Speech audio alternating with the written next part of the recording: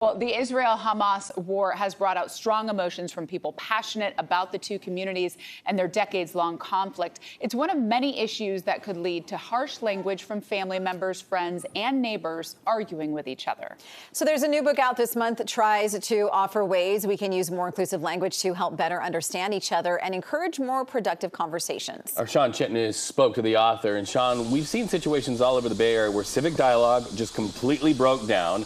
You're in Walnut Creek, for instance, where the city council there had to end their virtual public comments because of hate speech. We know of several other clashes around the Bay. How can we all benefit from listening and learning?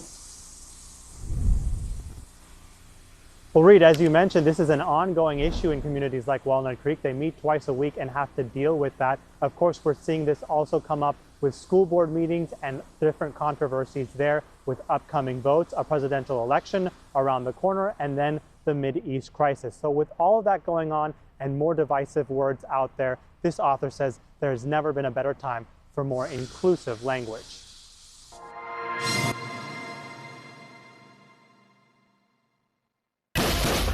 Each day and the new developments that come with it fuel more fire in the Israeli-Palestinian conflict.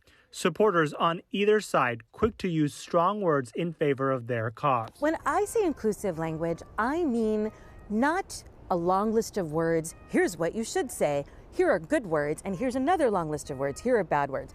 I don't mean that at all. Dr. Suzanne Wertheim is the author of a new book, The Inclusive Language Field Guide. She doesn't want people to use softer words to make their point. She wants them to be specific.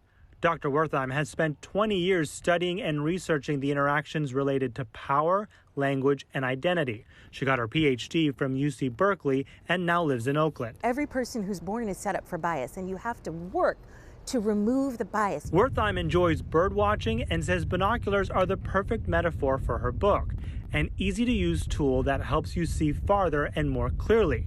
So whether it's a major global crisis like what's happening right now in the Middle East, going as granular as possible for behavior, instead of using labels describing a person as a kind of a person, talking about the specifics of the things that they're doing. Or an issue that's just around the corner, policies school boards are voting on in your community. The more that we can have discussions that talk about a person and another person, I'm this kind of child, and this is my experience in school. I'm this kind of child, and this is my experience in school. An honest, respectful approach that considers other people without ignoring history and feelings will help now and in the future, especially ahead of next year's election. Separate the behavior from the identity. Anyone should be able to dissent. Anyone should be able to call out a problem. So Dr. Wertheim is arguing that, whether this is a global issue or a local issue, you really can take a similar approach.